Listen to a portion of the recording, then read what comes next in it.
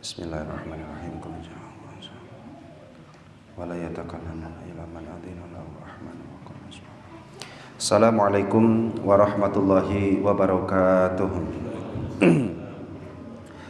Bismillah, alhamdulillah, wassalatu wassalamu ala rasulillah sayyidina wa habibina wa syafi'ina wa maulana Muhammadin sallallahu alaihi wasallam ibni Abdillah wa ala alihi wa ashabihi wa mawalah wa la hawla wa la quwwata illa billah, amma ba'd. Qala Allah ta'ala fi kitabihil karim wa huwa asdaqul qailin. Bismillahirrahmanirrahim. Wallahu yakhtassu bi rahmatihi man yasha wallahu dzul fadlil azim. Al-ayah, sadaqallahul azim. Wa qala fi du'a rabbi ishrah li sadri wa yassir li amri wahlul 'uqdatam min lisani yafqahu qawli. Allahumma sakhir lana lisana sidqin waj'alhu mahallal fahmi lil khitab wan nutqa bis shawab wal amala bis sunnati wal kitab.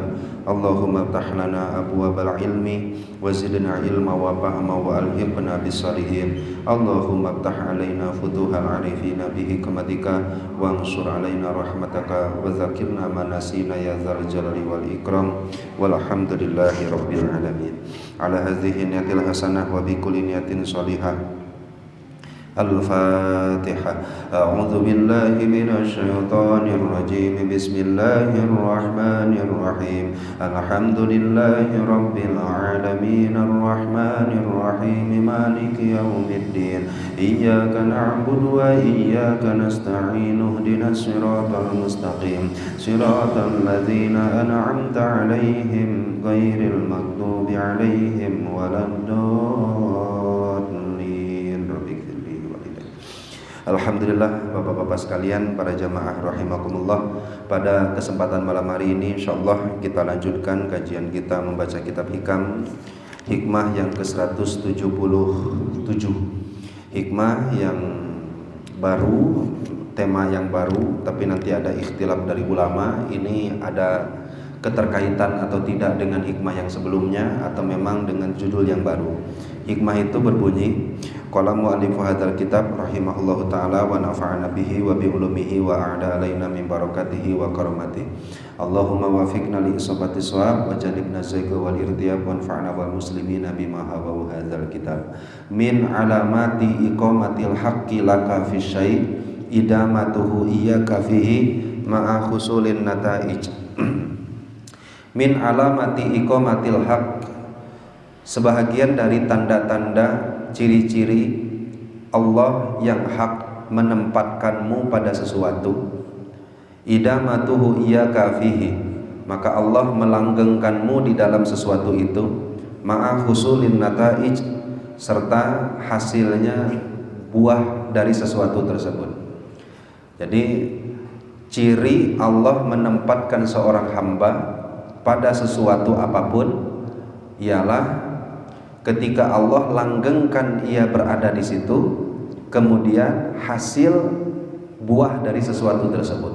Nah, ini jadi sesuatu itu nanti cakupannya banyak ya, banyak. Nah, pertama ini kita bacakan dulu dari kitab Ibnu Hajib. Qultu idza aqamal haqqu ta'ala 'abdahu fi halatin la yastaqbi wasyar'u. Ketika Allah menempatkan seorang hamba pada keadaan yang tidak dicacat oleh syara', tidak dihinakan oleh syariat, tidak dihinakan oleh orang-orang yang punya watak yang selamat, maka fala yang bagi lahu al-intiqalu anha binafsi, jangan pernah berpindah dari sesuatu tersebut atas kemauan diri sendiri. Ketika Allah sudah menempatkan seseorang pada suatu apapun, baik duniawi, baik ukhrawi, baik pekerjaan, amalan, wiridan, bahkan makom dari setiap seseorang, maka jangan pernah berpindah di situ binafsihi, dengan kehendak dirinya sendiri. Gak boleh. Hatta yakuna al-haqqu ta'ala alladzi adkhalahu fiha, kecuali sampai Allah memasukkannya pada sesuatu yang lain atau mengeluarkannya dari sesuatu yang lain menuju ke sesuatu yang lain. Ini nanti timbul pertanyaan, terus Gimana kita menentukan bahwa sesuatu itu memang Allah yang memasukkan kita ke dalamnya, dan bagaimana sesuatu tersebut memang benar-benar Allah yang menempatkannya kita di dalamnya? Nah, maka dijawab oleh Syekh Ibnu Athaillah As-Sakandari, pun ini perwujudan dari doa yang sering kita baca, Qur Rabbi adkhilni mudkhala sidqi wa akhrijni mukhraja sidqin. Ya Allah, masukkan aku ke tempat yang baik dan keluarkan juga aku ke tempat yang baik. Nah, punya ciri tempat yang baik ketika ditempatkan oleh Allah, cirinya apa? Dikeluarkan dari situ cirinya apa? Nah, yaitu antakhruja minhu billah, seseorang masuk atau keluarnya pada sesuatu apapun, pekerjaan, membaca wiridan, berzikir, beramal soleh, taat dan lain-lain, harus billah, harus sebab Allah. La binafsika, bukan karena keinginan nafsu kita. Boro-boro amaliyah dunia, amal taat saja terkadang ada nafsunya. Saya tuh salah satu santri yang kalau datang ke kiai sering minta ijazah doa. Wabil khusus saya selalu meminta ijazah sholawat. Banyak sholawat yang alhamdulillah pernah diijazahkan kepada saya. Dari mulai nariyah, kalau mungkin Bapak pernah membaca sholawat nariyah atau munjiah, sholawat nariyah, itu sholawat yang dibaca 4.444 kali ya. Tapi saya punya amalan yang rada ringan, cuma dibaca 44. Itu ada sholawat nariyah, alhamdulillah dapat ijazahnya. Kemudian ada sholawat fatih, Allahumma sholli ala sayyidina Muhammadinil fatihi lima ughliqa wal khatimi lima sabaqa ila akhirih. Bahkan ada sholawat Ibnu Abbas, saya dapat ijazah dari kiai saya di Bunten, Allahumma ya daimal fadli alal bariyah ya basitul yadaini bil atiyah. Bahkan nanti ada juga sholawat alif namanya, itu pun sama dari Bunten, Allahumma sholli wa sallim wa barik ala sayyidina Muhammadinil alifil ma'lubi ujburni hajati. Nanti ada lagi sholawat apalagi munjiat tapi versi Cianjur. Wah ya, sholawat munjiat versi Cianjur ya. Allahumma sholli ala sayyidina Muhammadin sholatan tunjina biha. Biasanya kan Allahumma sholli sholatan kamilatan wa salim salaman taman. Kalau ini Allahumma sholli ala sayyidina Muhammadin sholatan tunjina bihi min jamil ahwali wal afat wa taqlilana bihi min jamil sayiat ila akhirih. Banyak sholawatnya. Kira-kira kalau Bapak jadi saya bingung tuh, mau ngamalin yang mana? Salawat fatih ya bagus, salawat nariyah ya bagus. Bahkan yang kita baca dari kitab-kitab hadis, salawat yang selalu dianjurkan oleh Rasulullah adalah Allahumma sholli ala Muhammad wa ala ali Muhammad. Kemudian para ulama menambah Allahumma sholli ala sayyidina Muhammad wa ala ali sayyidina Muhammad. Ditambahkan siyadah. Siyadah itu membaca sayyidina. Wajib enggak? Saya mau sesuai perintah Rasul, silahkan. Ini babnya bab fikih. Kalau Bapak mau Allahumma sholli ala Muhammad, silahkan. Kalau saya mau Allahumma sholli ala sayyidina Muhammad, silahkan. Itu yang langsung diajarkan Rasul. Atau bahkan sholawat Jibril, sallallahu ala Muhammad, sallallahu ala Muhammad, sallallahu ala Muhammad, ditambah sallallahu alaihi wasallam. Intinya kalau mau bersolawat jangan kurang-kurang, lamun ada sholli, ada salim. Kalau ada sholat, ada salam. Jadi ada sholawatnya, ada salamnya. Itu kan perintahnya kan gitu kan. Innallaha wa malaikatahu yusholluna 'alan nabi ya ayyuhalladzina amanu shollu 'alaihi wasallimu. Pokoknya makruh kalau ada orang sholawatnya hanya sholawatnya saja, tapi salamnya nggak ada. Nah, dari sekian banyak dalil, keterangan ulama, bahkan ada sholawat apa namanya? Sholawat jalbur rizki, Allahumma sholli ala sayyidina Muhammadin sholatan tuksiru biha amwalana. Ya Allah, semoga engkau memberikan rahmat kepada Rasul, kepada nabimu yaitu Nabi Muhammad, dengan sholawat yang sebab sholawat tersebut harta saya jadi banyak. Itu ada sholawat yang, tapi saya nggak dapat ijazah itu.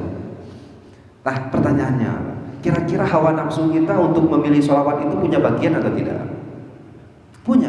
Wah, ya sholawat fatih jangan naonan wajib rizki nah, ya sholawat nariyah wajib rizki nah, ya sholawat komo sholawat Jibril mah nggak ada rizki, nggak ada duniawi, nggak ada kekayaan, nggak ada kesehatan, mual lah. Kalau mau sehat biasanya baca Allahumma sholli ala sayyidina Muhammadin tibbil qulubi wa dawaiha wa afiyatil abdani wa shifaiha, banyak sholawatnya. Nah apa yang menjadi ciri kalau kita dawam sholawat? Sholawat itu yang memang Allah yang menempatkan kita di makom sholawat tersebut, atau memang sholawat tersebut ridho, membuat Allah ridho kita membacanya. Maka di sini kata Syekh Ibnu Athaillah Sakandari, idamatuhu iyyaka fi, Allah langgengkan lisanmu membacanya. Allah langgengkan lisanmu membacanya. Ma'a husulin nata'ij, serta hasil buah dari sholawat tersebut. Nah pertanyaannya, hasil dari sholawat buahnya apa? Oh ya, tidak orang membenghar. Ya, kadang-kadang orang baca sholawat seribuan, ratusan, tapi yang di pikiran kita kan ada buahnya mah kudu babari rezeki ya. Enggak. Sholawat itu mendatangkan rahmat Allah, bertambah keimanan, rahmat bukan apa? Rahmat. Artinya dawam lisan membaca sholawat, keimanan semakin kuat. Nah itu udah ciri bahwa Allah ridho kita baca itu. Itu sesuai dengan itu sudah merupakan pilihan Allah yang menetapkan kita, menempatkan kita untuk membaca zikir tersebut. Atau bahkan husulun nata'ij, buah dari sholawat itu apa? Selain ziyadatul iman, ziyadatul ilmi, ilmu yang bermanfaatnya bertambah, keyakinannya bertambah, imannya bertambah. Wabil khusus sholawat bagian dari zikir bertambah juga tatmainnul qulub, yaitu ketenangan hatinya. Jadi jangan sampai semakin banyak baca sholawat tapi semakin rier. Kan banyak, karena terfokus pada hitungan angka. Nah kadang-kadang gitu, itu seberapa sehari 1.500, setelah 500 beh dituna, itu nepi-nepi karena 1.000 teh. Akhirnya yang terfokus hanya angkanya. Nah, artinya sholawat yang diperintahkan oleh Allah, sholawat yang diperintahkan oleh Rasulullah adalah sholawat yang mengalir di lisan, dawam diucapkan di lisan, nanti ada buah yang bisa didapatkan. Seminimal-minimalnya sholawat tersebut membawa ketenangan ke dalam hati. Itu pun sama. Bapak baca subhanallah, kadang-kadang kita juga bingung, Pak. Barang siapa yang membaca la ilaha illallah, maka akan anu. Barang siapa yang membaca subhanallah, anu. Alhamdulillah, anu. La haula wala quwata illa billah, anu. Bahkan kalimatani khofifatani alal lisani saqilatani fil mizan, berat di mizan, hampang di lisan. Apa itu temanya? Subhanallah wa bihamdi, subhanallah hil azim. Terus saya tanya banyak. Subhanallahi wa bihamdihi, subhanallahil azim. Kira-kira dari 5 pilihan tadi saja, mau dilanggengkan tahlil, mau dilanggengkan Allahu Akbar, tahmid, tasbih, atau yang mana? Karena kalau kita lihat fadilah semuanya luar biasa. Bahkan saya ngaji dengan ibu-ibu baca kitab Tadkihul Qaul, yang isinya tuh fadilah tasbih, fadilah tahmid, fadilah takbir, fadilah tahlil, fadilah la haula wala quwata, fadilah anu. Akhirnya ketika ditanya, "Ari ibu ngamalkeun naon?" Bingung. Kenapa bingung? Karena ini pingin, yang ini pingin, yang ini pingin. Saking pingin semuanya, akhirnya enggak semuanya. Nah, akhirnya kumaha ya cara milihnya tuh. Nah, cara milihnya cobain satu-satu. Mana yang paling gampang, mana yang paling langgeng, mana yang menghasilkan buahnya. Jangan berpikiran materi dulu. Apa buah dari berzikir tersebut? Seminimal-minimalnya keimanan kita bertambah. Seminimal-minimalnya mendorong kita mudah untuk beribadah. Seminimal-minimalnya membawa ketenangan di dalam hati. Nah, ini salah satu yang hendak disampaikan oleh Syekh Ibnu Athaillah As-Sakandari. Kolerasinya dengan hikmah yang sebelumnya, bahwa karomah tidak akan mungkin didapatkan kecuali dengan istiqomah. Kemudian ketika Bapak bertanya, terus saya harus mengistiqomahkan yang mana? Kan gitu jadi temanya. Dari sekian banyak syariat, tahajud bagus, duha ya bagus, rawatib ya bagus.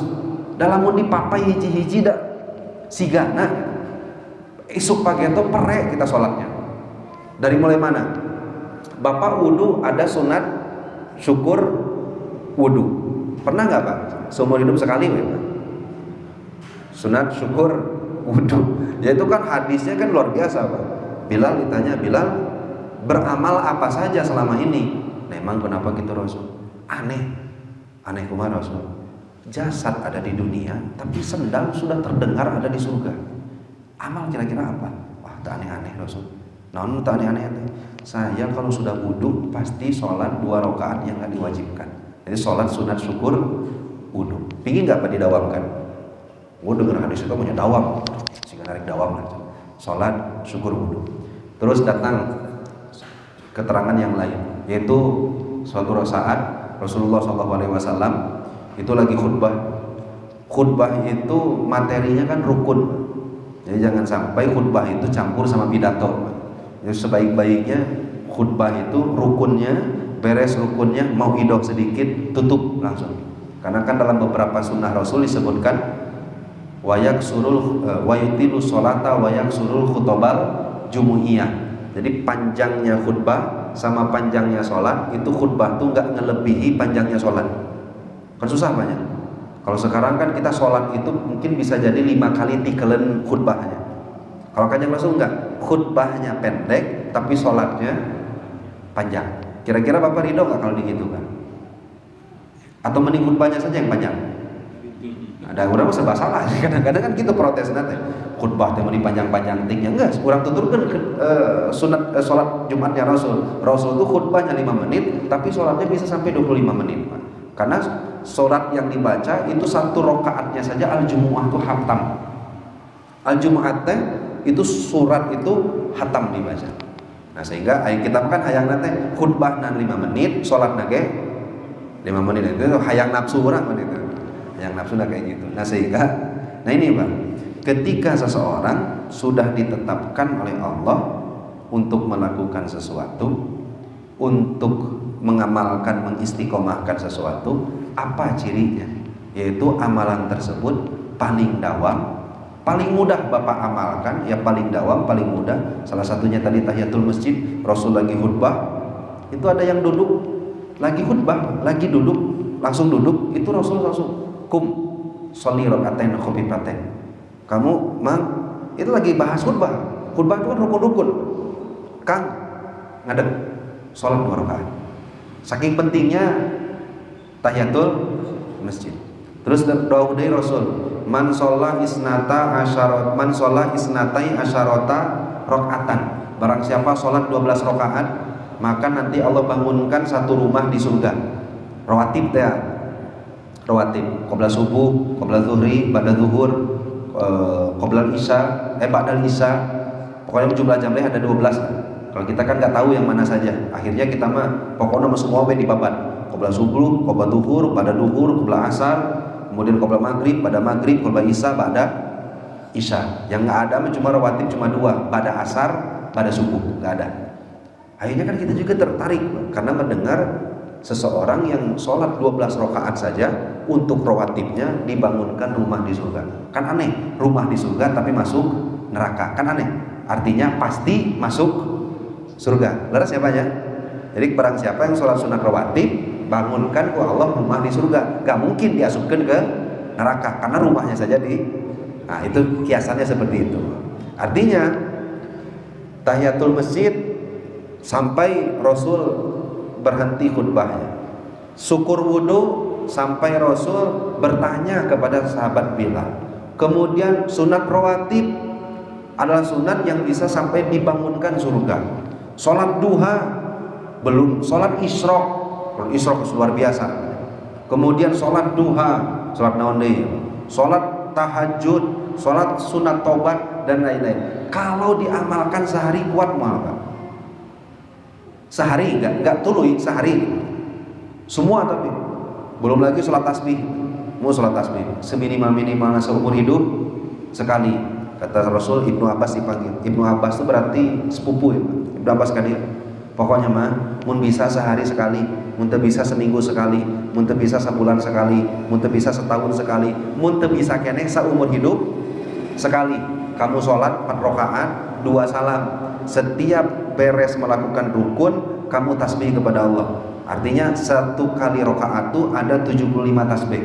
Berarti lamun 75 tambah 75 150, 4 rakaat berarti 300 tasbih. Nah, ini mau dosa yang kecil, dosa yang besar, mau dosa yang dulu, mau yang akan datang, mau dosa yang seselumputan atau yang terang-terangan, semua dibabat dihampura oleh Allah. Ini sholat tasbih. Kan jadi kita teh ya teh mana nu diheula teh. Mau sholat sunat syukur wudu, mau ini. Akhirnya kan nafsu kita teh geus we. Sholat mah pilih hiji, sholat sunat syukur wudu. Kenapa sholat sunat syukur wudu? Karena cuma 2 rakaat. Nu penting wudu sholat, wudu sholat. Kumaha tahajud kedai da sholat sunat syukur wudu geus cukup, jangan masuk ke surga. Bagian enggak Pak nafsu di dalamnya? Ada bagian tidak? Ada bagian. Nah, artinya kita juga ini pilihan Allah, kita mengerjakan ini mendatangkan ridho Allah atau tidak, atau sebab dorongan nafsu kita. Kita melakukan sholat tasbih, kita melakukan sholat duha. Komo duha sama jihad pisan, Pak. Ini teh murni mengerjakan perintah Allah atau ada embel-embelnya yang kabayar utang. Kan kita juga bingung. Atau ada embel-embelnya yang dimudahkan rezekinya. Nah, akhirnya gimana coba supaya kita tahu cirinya? Nah, cirinya tidak lain tidak bukan kita kerjakan semuanya. Coba dipapai semuanya. Setelah dipapai, mana yang paling mudah? Sudah. Mana yang paling istiqomah dan mana yang paling paling kelihatan hasilnya. Salah satu hasilnya bertambah ketenangan, bertambah keyakinan, bertambah keimanan, bahkan semakin baik akhlaknya. Sampai sini bisa dipahami.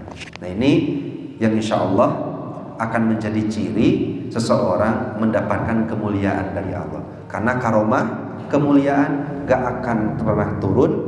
Terkadang kecil ya kemungkinan kemarin ya Pak ya. Orang yang belum istiqomah terkadang dapat karomah, tapi kan kecil kemungkinannya. Kemungkinan besar orang yang mendapatkan karomah adalah orang yang sudah sempurna istiqomah. Kemudian dalam penentuan istiqomah adalah ibadah yang memang murni ditunjukkan oleh Allah secara langsung, bukan dipilih oleh nafsu kita. Gimana cirinya? Yang paling dawam, yang paling mudah, dan yang paling kelihatan hasilnya untuk hati kita dan diri kita. Nah, itu panginten Pak. Nah, sebenarnya panjang di sana.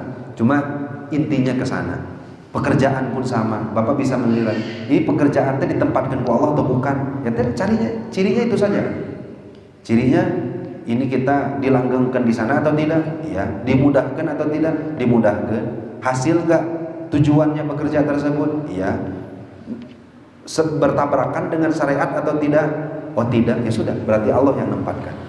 Nah, itu yang insya Allah mudah-mudahan bisa kita amalkan dalam kehidupan sehari-hari. Pun nanti Allah Subhanahu wa taala selalu membimbing langkah-langkah kita, dan banyak sekali dalam kehidupan sehari-hari yang memang ini bisa dijadikan patok atau mizanus syar'i, ukuran patokan syariat agar kita bisa menimbang ini kita berada di tempat yang buat Allah ridho ataupun tidak.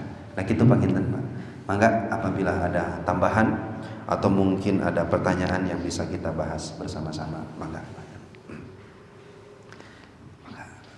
Mengenai sholawat, makna dan tujuan sholawat itu seperti apa? Sholawat itu salah satu ibadah yang luar biasa. Maknanya sholawat tersebut adalah kita berdoa kepada Allah agar Allah menurunkan tambahan rahmat untuk Rasulullah, sebagai juga ungkapan syukur dari kita kepada Rasul.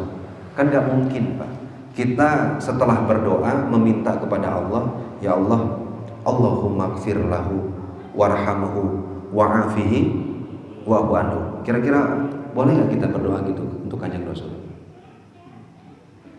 Kira-kira Allahumma gfir lahu.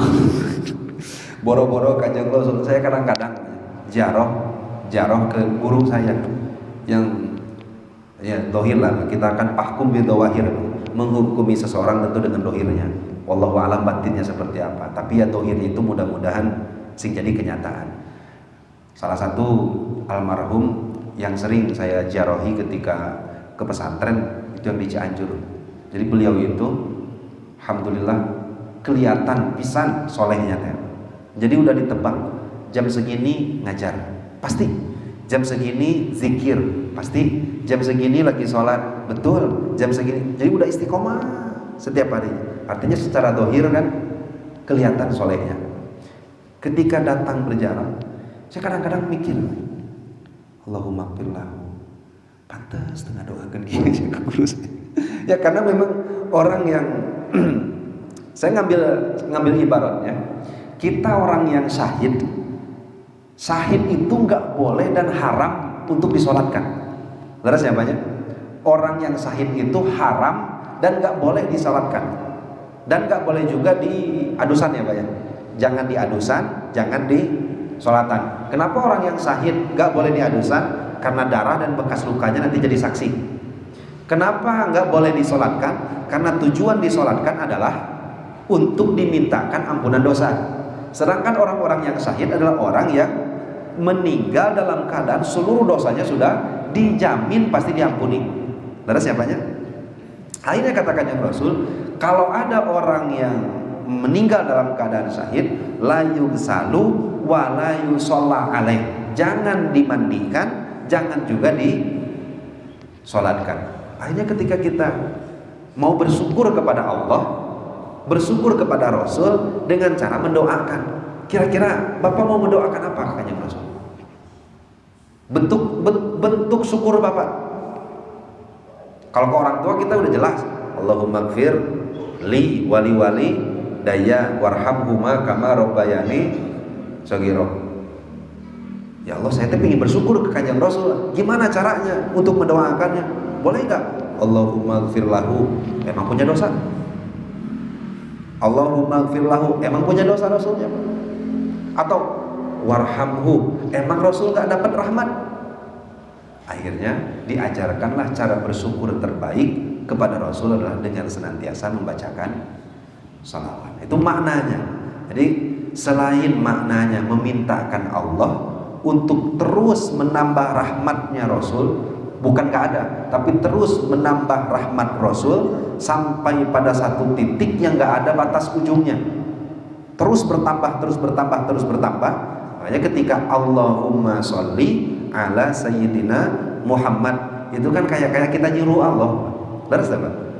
Allahumma ya Allah sholli, semoga engkau tambahkan rahmat ala sayyidina Muhammad, kepada kanjeng Nabi Muhammad. Berarti itu kan dua. Satu kita nyebut Allah, yang kedua kita memintakan kepada Allah agar ditambahkan rahmat untuk Rasulullah. Itu secara hakikatnya seperti itu. Nah, tapi ketika makna itu sudah terungkap di diri kita, nggak perlu juga dijadikan tujuan seperti itu. Cukup ketika membaca sholawat adalah salah satu cara bersyukur terbaik untuk berterima kasih atas jasa-jasa Rasulullah. Jadi kan nggak mungkin kita berdoa Allahumma gfir lahu warhamhu wa'afihi. Ini asa-asa teh nuduh Rasul macam-macam doa seperti itu. Itu yang pertama. Jadi maknanya seperti itu. Belum lagi nanti kan tentu salah satu tujuan dari bersolawat adalah ibadah. Jadi Bapak kalau sulit untuk mendapatkan rahmat Allah dari ibadah karena pengetahuan kita tentang ibadah kita sudah sangat-sangat kita yakin sekali banyak kurangnya, akhirnya kita merasa rasa-rasanya rahmat Allah itu sulit turunnya kalau mengandalkan ibadah kita. Maka cara terbaik untuk narik-narik rahmat Allah adalah dengan membaca sholat. Banyak fadilah dan faidahnya, wabil khusus gak ada lain, seminimal-minimalnya nanti ketika kita di akhirat, di mahsyar, ketika datang ke kanjeng Rasul, Rasul tulungan saya. Oh, Pak Edi tehanya. Oh, Akmal tehanya. Asa teh nyeri hati teh lamun di mahsyar, Rasul tulungan. Saha? Kan gitu. Ada aja zahat, jauh minta. Walaupun ya kanjeng Rasul gak punya seperti itu. Artinya Rasul kan pernah mengatakan orang yang paling dekat denganku nanti di yaumul kiamat. Oh dekat ya kenal. Orang yang gini Pak. Kalau orang udah dekatnya secara sosial aja, mungkin nggak Bapak minta tolong ke orang yang jauh Pak? Kalau Bapak mau minta tolong ke siapa? Seminimal-minimalnya orang terdekat. Nah kebenaran kayak tadi akhiratnya orang jauh jengkanya Rasul. Mau nggak minta tolong? Ketika datang, ya sahat ya gitu. Aduh, muni izin nih, iya sahat ya. Akhirnya Rasul tuh sampai tahu orang yang paling terdekat nanti denganku di yaumul qiyamah aksaruhum alayya sholatan. Orang yang paling banyak bersolawat kepadaku. Ya seminimal-minimalnya apa tujuan kamu membaca sholawat? Ya saya ingin diaku, saya ingin dekat dengan Rasulullah Shallallahu Alaihi Wasallam. Tentu fadilah dan faidah yang lainnya, baik yang sudah terungkap atau belum terungkap masih sangat banyak. Tapi seminimal-minimalnya ini sudah bisa memecut kita untuk senantiasa mengucapkan sholawat kepada Rasulullah SAW. Gitu Pak kita. Tanya deh Pak, cekap Pak kita. Wabillahi taufiq wal hidayah wal afu minkum. Wassalamualaikum warahmatullahi wabarakatuh.